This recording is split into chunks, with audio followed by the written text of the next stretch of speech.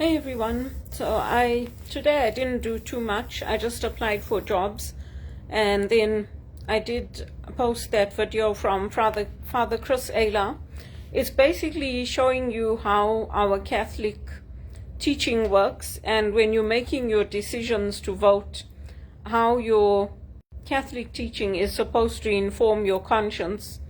So for people like me who don't support MAID and don't support medical assistance in dying and a lot of these things that the Liberal government has brought in, it's not just like, oh well, it's a personal decision. It is personal, yes, but it's also grounded in the teaching of the Church and the teaching of the Bible.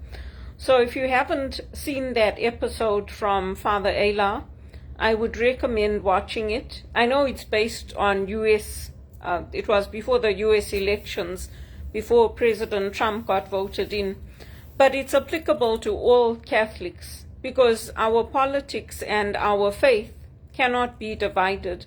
And even when Jesus was crucified, the politics and the faith couldn't be divided.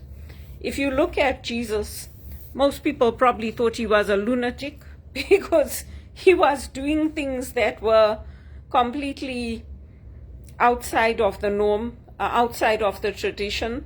And people think that about me. People think that about the Mary Ward sisters, because all of us at some point have stood up to what we consider to be injustice, what we consider to be wrong. The Mary Ward sisters broke the law and they started educating girls. Today you have big organizations that piggyback on that, like the One Campaign, and they get funding and they get donors, and that's how they support initiatives.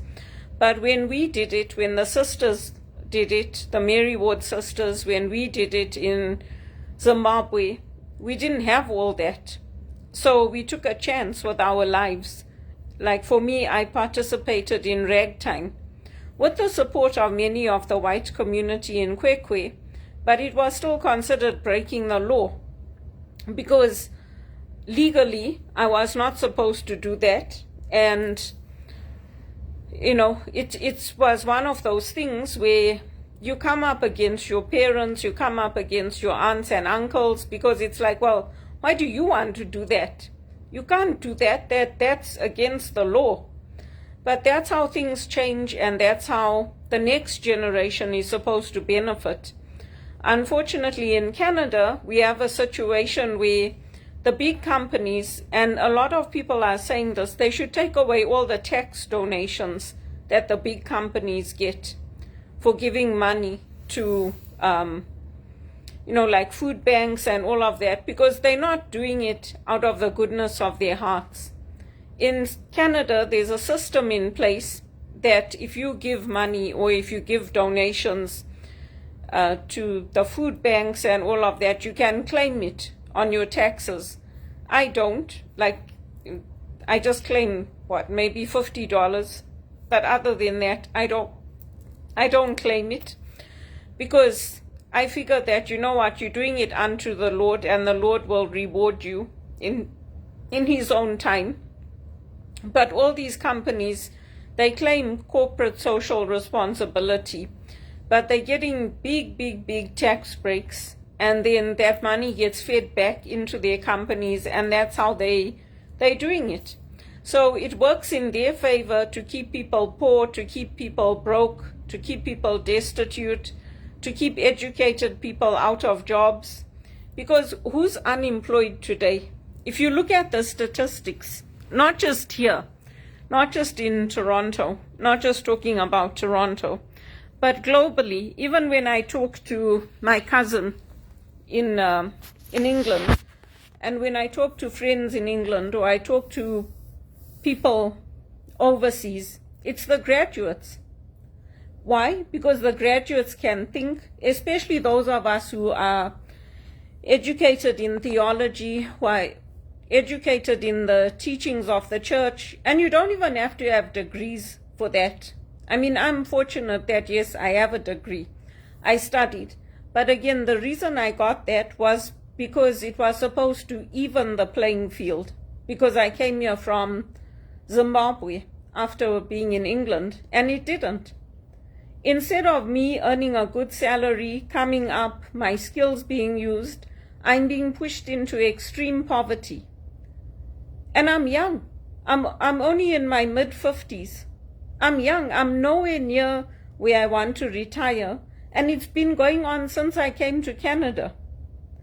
So some of these companies are taking these things like feeding the hungry, clothing the naked, and all of that, and they're using it for corporate greed. And that's not the way it should be used. So God will judge all of us when we get to heaven, or when we leave this earth. But it's not right what they're doing. And that's why I join, when I see petitions to sign for the Sisters of St. Joseph or the Jesuits or whoever, I sign them and I join in. Because what they're doing is they're creating a world of poverty. They're creating a world like the world Jesus lived in. And why am I saying that God was thought of like a lunatic? Because if you look at the things that he did, he was like, they were going through the fields and people are asking him why are you letting your disciples eat? Don't they know that they're supposed to fast on these days? It would be equivalent of if there was a law in place to say you can't eat during this time. If you're going to eat, we're going to arrest you. And that's happening in some places. In some places, Christians are being arrested. Muslims are being arrested because they got hungry and they ate something. And Jesus was saying, well, they're with the bridegroom, so leave them. They don't have to fast. So it's the same things that are happening in our world today. Or the parable of the 99 sheep. Which person in their right mind is going to leave the 99 sheep and go look for that one sheep?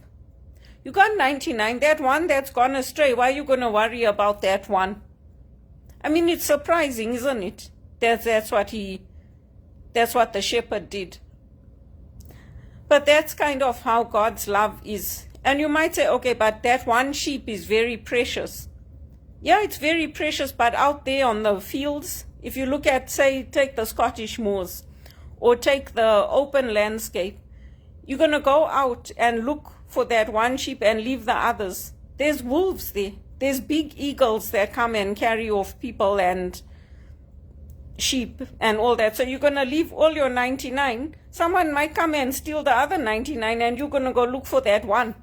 So they thought, you know what, this guy's a lunatic. Let's take him home. We better take him home and don't let him go out there and spread all this nonsense. He's not even eating, not even looking after himself. But that's how God's law turns the whole world upside down, because it's not what they think it is. It's not what all the big corporations think it is. I mean, yeah, it's good that they're doing it, but they're actually perpetuating a cycle of keeping people poor. Because if you look at the Daily Bread Food Bank, they're not just doing it quietly and saying we don't want the accolades and we don't want, they want the glory, they want their names up there, they want their names on social media to say that we gave 50 million or however many thousands to Daily Bread Food Bank and we are helping these people. But there's many people who are helping, there's many people that are doing out of the little they have, and their names are not going to be up in lights. Their names are not going to be up on social media. Their names are not going to be published in the Jesuit magazines or in the Sisters of St. Joseph or the Mary Ward publications. And so that's what God is talking about. That's the God of surprises. That's the God that comes into our Christian lives. He leaves everything and he comes in a human form so he can experience everything we experience. And so that's what I'm going to leave you with. And that's why when I go into workplaces, when I go into areas, I help to make things better. I change things. So I don't know why it is that they're always pushing me into poverty. They're always leaving me. I mean, last year I earned $568. That's the equivalent of living on $1.55 a day. Even if you translate it to the worst currency in the world, you can't live on that. You can't live on that. Even if you take it to the South Africa rand or the Zimbabwe dollar, you can't live on that. And I'm a graduate. I'm a graduate of this country. And I've worked hard and I use my skills and I help others. I don't have money to give others. I can't clothe the naked. I can't feed the hungry. I can't visit the people in the prisons. Why? Because my own life is in extreme poverty. This is what you call extreme poverty, living on less than $2 a day. I mean, if people didn't help me and people who love me didn't help me, how would I survive? This is not happening to some stranger that you know down the road. It's happening to your neighbors. It's happening to your family. It's happening to your friends right here in Canada. And if you go to these places that are supposed to lend, that are supposed to help small businesses and ministries, they don't lend. They say, oh, you haven't got an income, so we can't lend to you. So how are you supposed to generate an income if you're not able to get the loans? It becomes a catch-22 because you can't. So that's why for the evening prayer today, I wrote prayers asking for prayers for Canada, asking for solutions to be found, asking for help for those of us who need it to get jobs. Because all over the world, and the universities are also going to close because they can't get people to enroll in them. And you know what? In a way, it's good. Let them close because you don't value graduates. You don't value people with education. You don't want to pay us living wages. So let them close. And then in another 10 to 15 years, people will say, oh, we need graduates. We need people. And all that years and years and years that people put in to build up those universities, to make them strong, all of that is going to be lost. It's not just here. Catty K is reporting it on BBC. So they're making like graduates are the worst people in the world because we went to university and we studied and we wanted to make something of our lives and we graduated and we care about communities. They're making like we are the worst people in the world and we should just be forced to retire and stay at home. And it should be the exact opposite. It should be the exact opposite. And it's very sad. And you know who started it? It was the Democrats and the Liberals. Oh, we don't need all these graduates, but they graduates. Obama's a graduate. How do you think he got all his sponsorships and everything? Because of his network. Because he graduated with the right people who could open doors for him. But the people I graduated with, they can't open doors for me because we're all in the same position. So it's just something to think about how the gospel works and how business is using it to do the exact opposite of what they should be doing. And if you go on Instagram and things like that, you can see what the US senators are doing to these companies now. Because they took what was good, they took what was supposed to be for helping people and curing people, and they made it about nothing but profit, including Amazon, and treating people badly. Not even knowing who their employees are, where they're working, how their health is. You're just a number. They give you a number when you log in and there's a number when you log out. You're just a number. So it's something to think about because all of us graduates with over 20 years of experience, we're being put into minimum wage. And that's not how it should be. And that minimum wage is not even enough to buy food for a month. They're saying people have to be earning at least $70,000 a year to live in these cities, in Toronto, in Vancouver, in all these places. While the US is gaining jobs, Canada's losing jobs. So I'm not going to judge people who voted in May and all that, but I can tell you I don't support it. and I make informed choices and informed decisions. The people at the top have got all the money, and they're saying you will rent and you will be happy, yeah, because you made us like slaves. You don't want to do anything, you just want to be overlords. That's what you want to do. And it's not right. People like me lost everything. We came here with nothing but the clothes on our back, and you're pushing us into poverty. It's not right. And Mark Carney should be ashamed of the policies he brought in, not only here, but even in England, because England is also suffering because of the policies that they brought in. It's Dickinson times.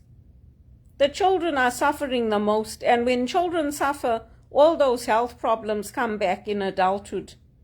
And as you age, that's when all that effects of poverty start showing in the quality of food you had, whether you had proper housing, proper accommodation.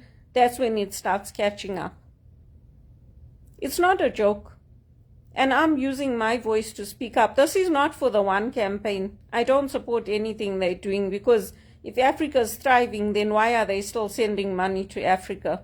This is for me. This is for Canada. This is for here. Where's the compassion? A little bit of compassion would go a long way.